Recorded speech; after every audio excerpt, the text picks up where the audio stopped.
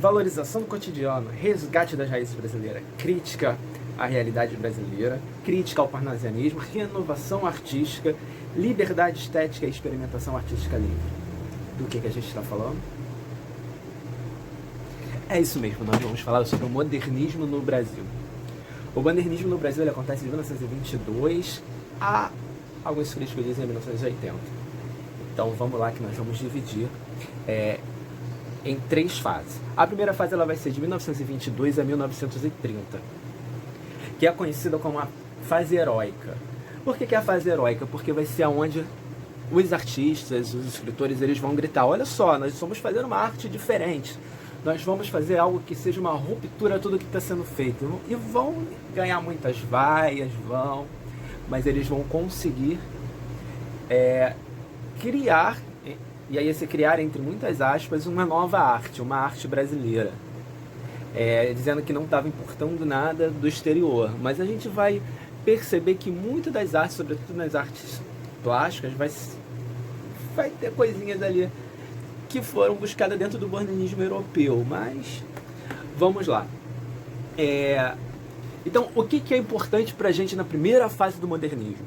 O que vai ser importante pra gente na primeira fase do modernismo? A primeira coisa vai ser a ruptura dos padrões já pré-estabelecidos. Ok? E essa ruptura, ela vai acontecer de forma muito bruta, de forma muito forte nessa primeira fase. É uma fase que vai falar sobre questões artísticas, sobre questões políticas, sobre questões sociais. E o marco disso vai ser em 1922. 1922, no Teatro Municipal de São Paulo, artistas como Oswald de Andrade, Mário de Andrade, Menor de Delpit, assim fala o nome dele, Tarsila do Amaral e Anita Malfatti vão se reunir e vão lançar essa semana de arte moderna. Então são nomes importantes, nomes que vão cair na prova, tá? Na parte de literatura vai cair Mário de Andrade, Oswald de Andrade e Manuel Bandeira. Tá? Manuel Bandeira, que não faz parte do grupo dos 5, mas é um autor importante do modernismo. Então a gente vai ter Mário de Andrade, Oswald de Andrade e Manuel Bandeira. E nas artes a gente vai ter Tarsila e Anita Malfatti de uma forma muito forte falando sobre isso, né? E Tarsila numa segunda geração também. A gente vai ver isso mais pra frente. Coisas que a gente já está querendo ali aprofundar nessa questão do modernismo. É a criação de uma liberdade artística brasileira. Então, se eu penso em modernismo, eu penso numa liberdade de criação, numa arte brasileira. E eu vou ter manifestos. Alguns manifestos que sempre caem em prova, que é o manifesto do Pau-Brasil, o manifesto Verde e Amarelismo e o movimento antropofágico.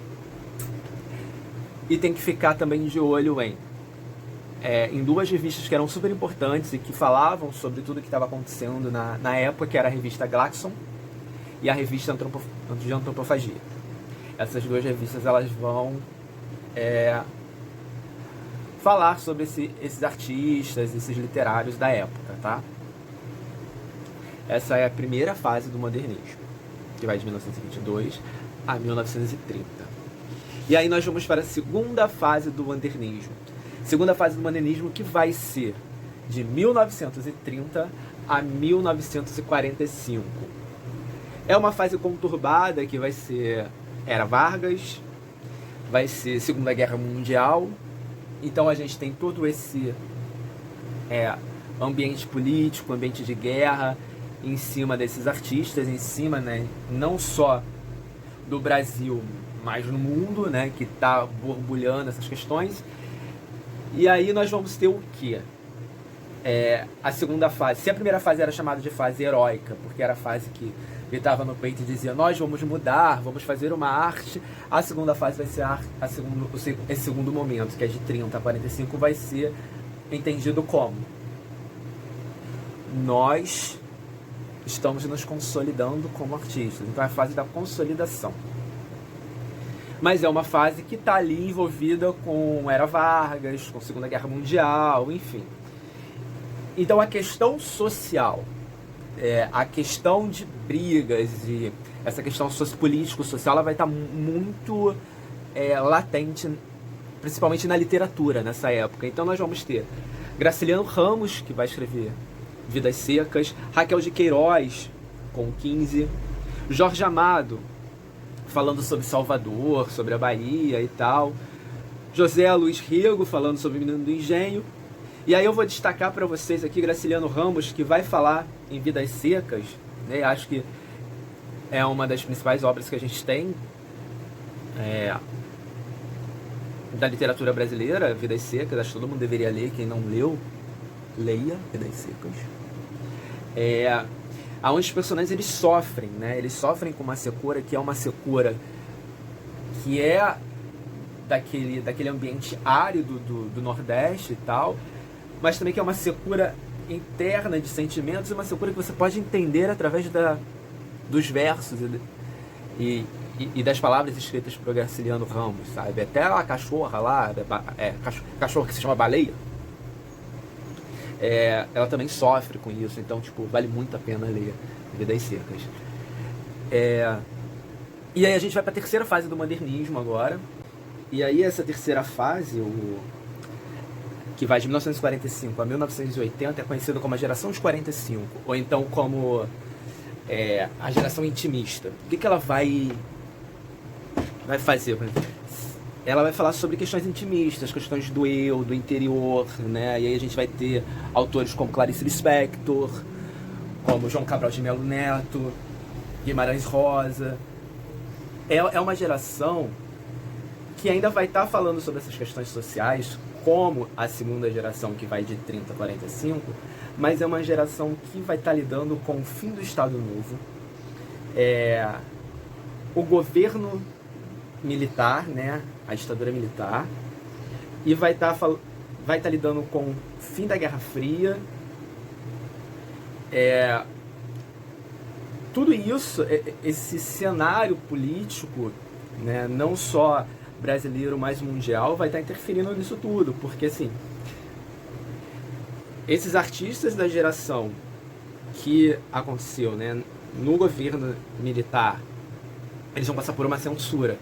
Então, muito do que se queria falar não podia ser falado, porque o censor ia lá e cortava.